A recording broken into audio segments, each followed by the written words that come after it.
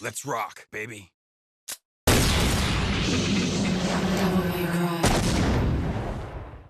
Greetings, I'm Solidus-Skully, and welcome to Devil May Cry.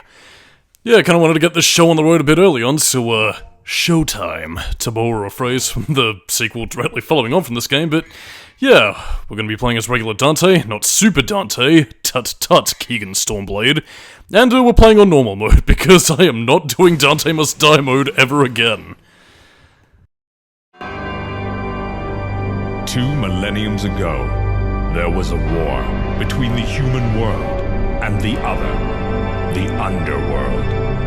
But somebody from the underworld woke up to justice and stood up against this legion alone. His name was Sparda. Later, he quietly reigned the human world and continued to preserve harmony until his death. He became a legend. The legendary Dark Knight, Sparda.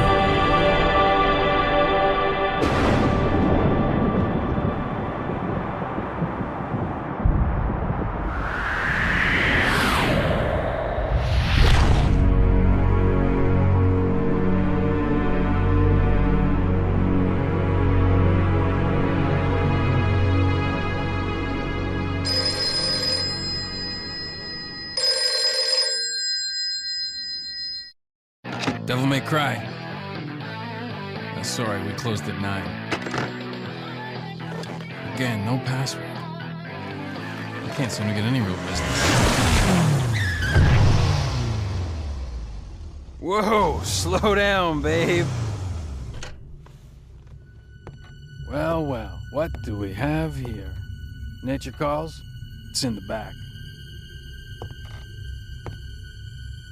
So, you must be the handyman who'll take any dirty job. Am I correct? Almost. I only take special jobs, if you know what I mean. You're the man who lost a mother and a brother to evil 20 years ago. The son of the legendary Dark Knight Sparda, Mr. Dante. Well, the way I figure it, in this business a lot of your kind comes around. And if I kill each one that comes, eventually I should hit the jackpot sooner or later. In that case, you should be used to this sort of thing.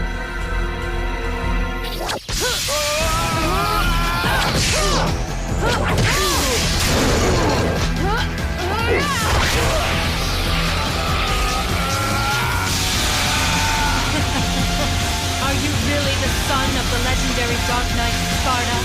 Didn't your daddy teach you how to use a sword? Sword. Haha. Time to go to work, guys.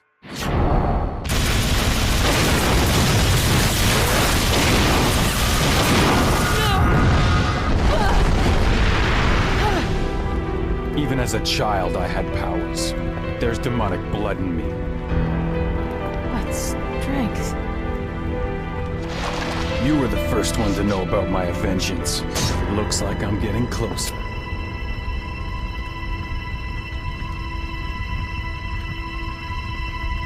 It seems that way, but I'm not your enemy. My name is Trish. I came here to seek your help, to put an end to the underworld. What?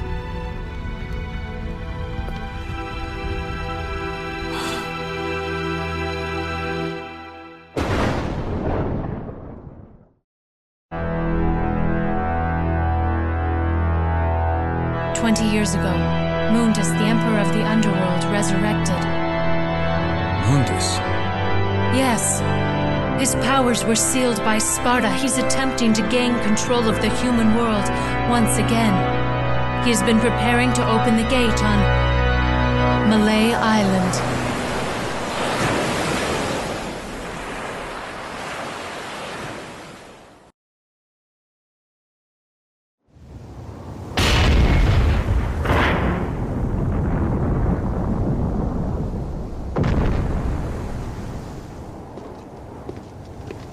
The castle is above this cliff. Come on, let's go! Ha!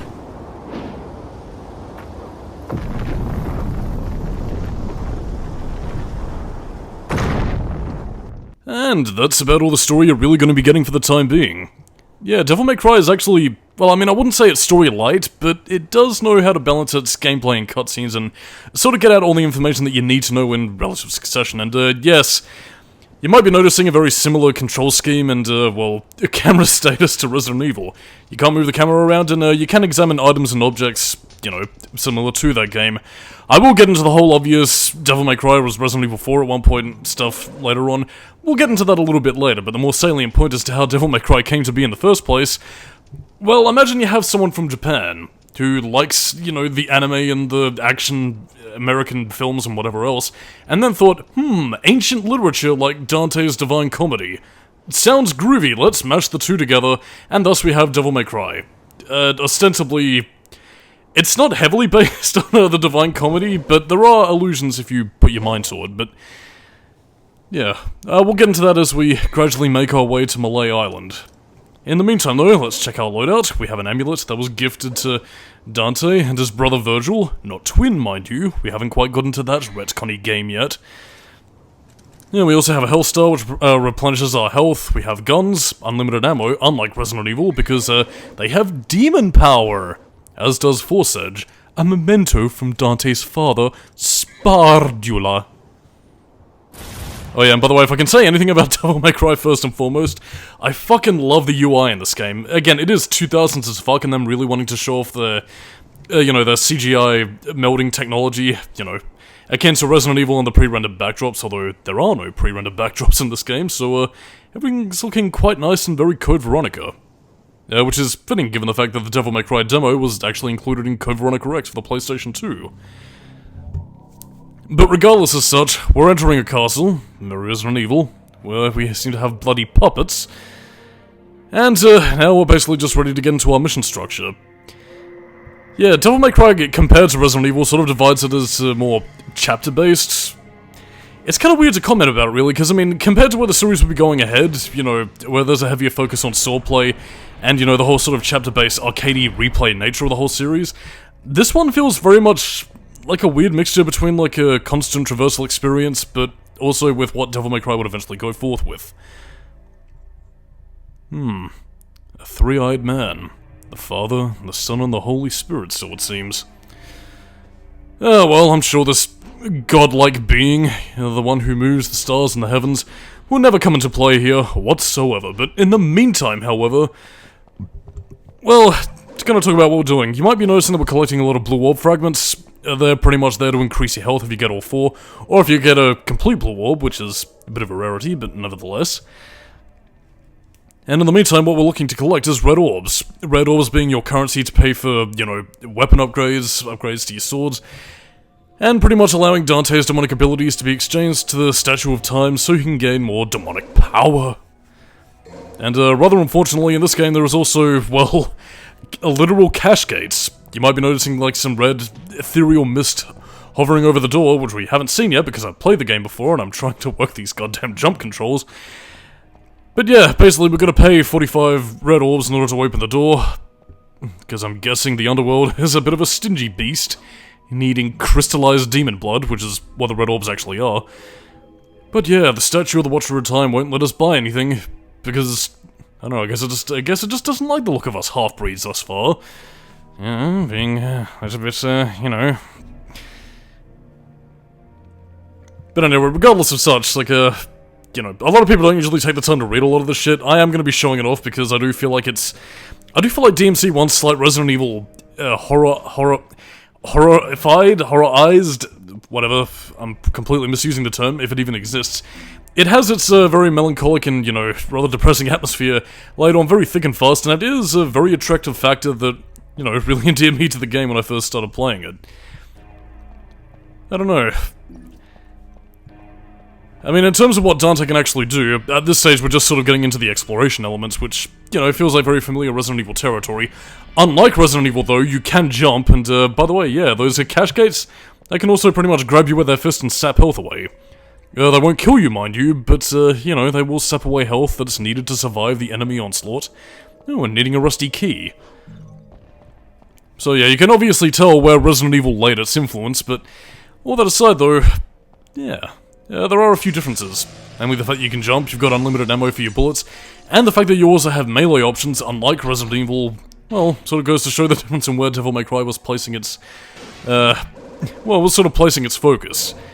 But it is also to note how big of an impact Devil May Cry also had in terms of action games, because I mean, back in the day, there wasn't really a standardized format for how action games really play. Like, I mean, you had a few here and there on the PS1, but none that ever really seemed to be as refined as, well, what this game would have, later have as its standard. And again, that's probably hard to believe given that we've come from a plethora of action games that have come and gone since then, but, you know, I mean, it's worth pointing out that the likes of God of War and everything like that wouldn't have become a standard if it wasn't for, well, this game.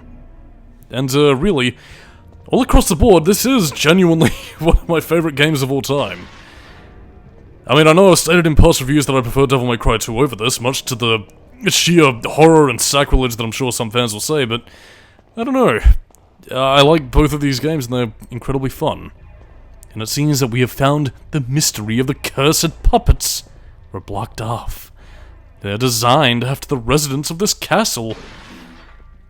But yeah, to talk about the history of Malay Island, well, as we can no doubt tell, the Castellans seem to worship a godlike entity. And, well, we might just see what this bizarre hub of demonic activity has to do with, well, you know, what our current mission objective is, which was, yeah, pretty much laid out thick and fast. You know, we have the demonic Mundus, responsible for killing Dante's family several years ago, and now Dante's come to finish the job. And yes, interesting.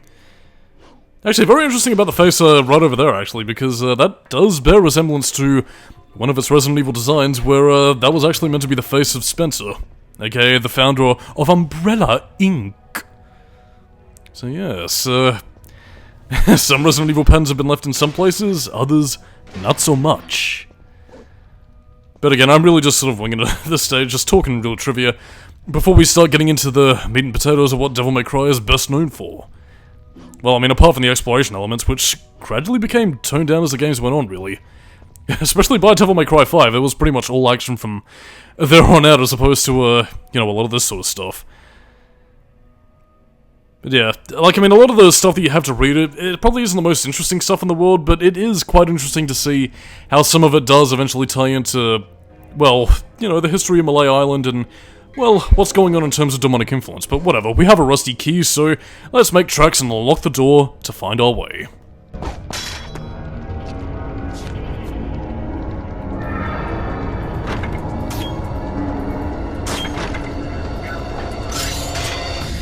And here we go.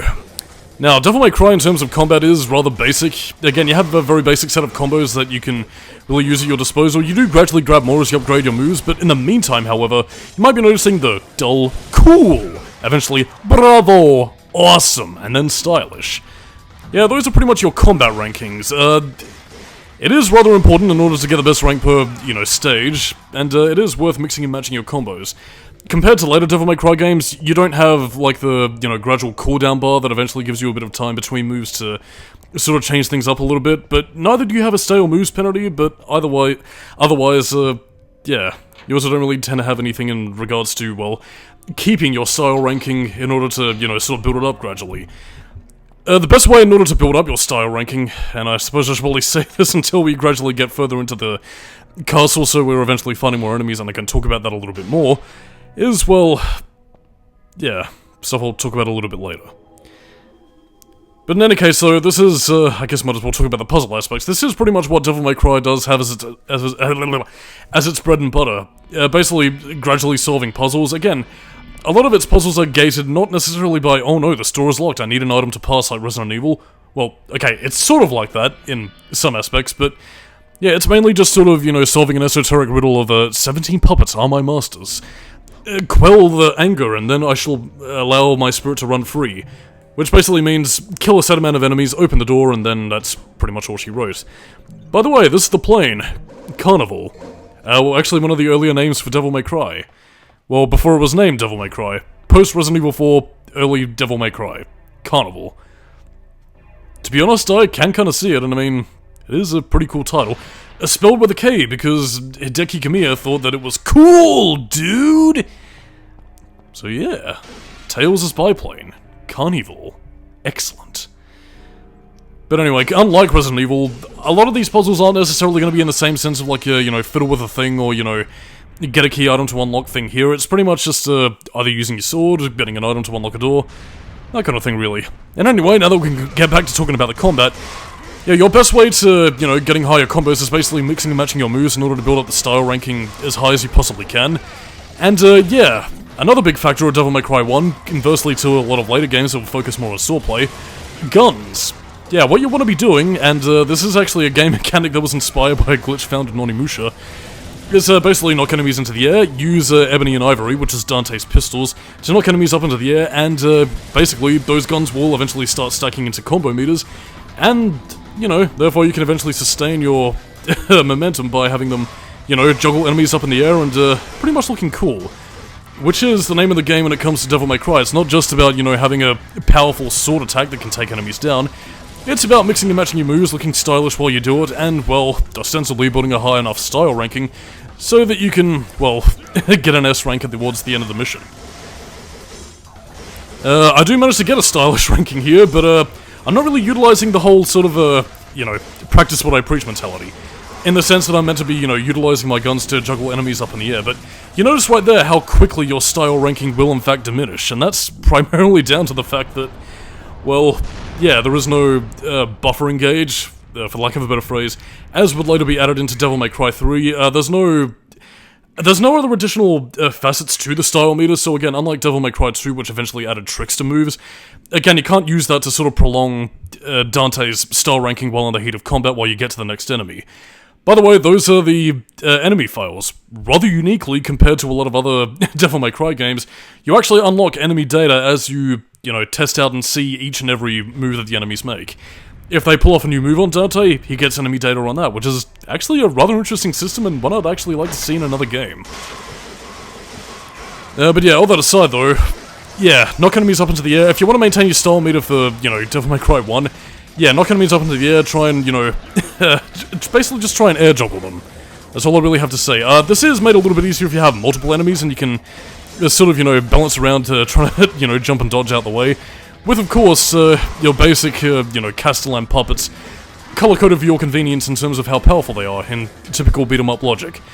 As you can see, the red yen over here is the most powerful and therefore takes the most bullets to soak up. And yeah, if you're just shooting them normally, you know, like some common Resident Evil-yen, well yeah, you're not going to get any star ranking for that because that's rather basic. Totally unstylish, dude. And yeah, that was the first mission. Bit more of a rambly part than I would have liked, but I kind of wanted to get this show on the road and get Devil May Cry underway. So on that note, I'm Solidus-Skully, keep it new metal, and oh, that ranking system's going to be making me sad, but I'll catch you next time.